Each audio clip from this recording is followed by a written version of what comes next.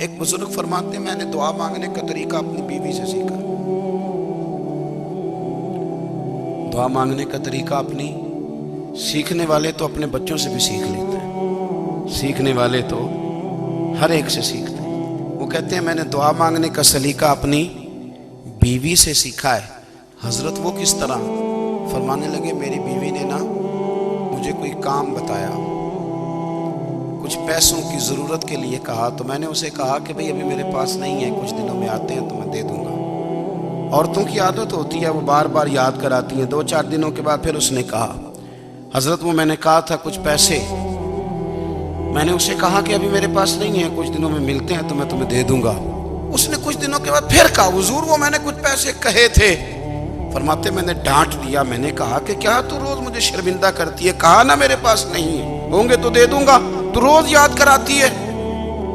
فرماتے اس نے پہلے تو میری ڈانٹ کو سہا، پھر میرے سخت جملوں نے اس کی آنکھوں میں آنسو پیدا کر دیے، پھر اس نے اپنے آنچل میں اپنے اس دکھ کو سمیٹا، اور پھر اس نے ایک جملہ کہا تو میں رو پڑا، اور مجھے اپنے رب سے مانگنے کا طریقہ آ گیا۔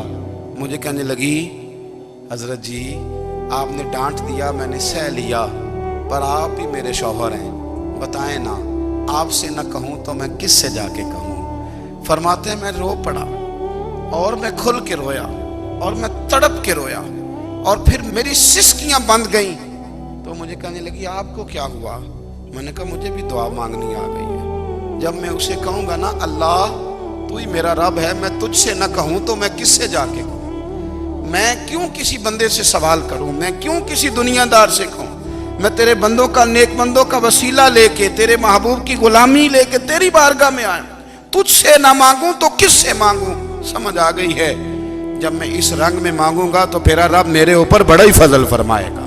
جب انسان کا رشتہ اپنے مالک کے ساتھ ہوتا ہے پھر تو غم بھی کچھ نہیں کہتے، پریشانیاں بھی کچھ نہیں کہتی، پھر تو زندگی صبر والی، پھر تو زندگی توکل والی، پھر تو زندگی بھروسے والی، پھر انسان اپنے آپ کو رسوا نہیں کرتا۔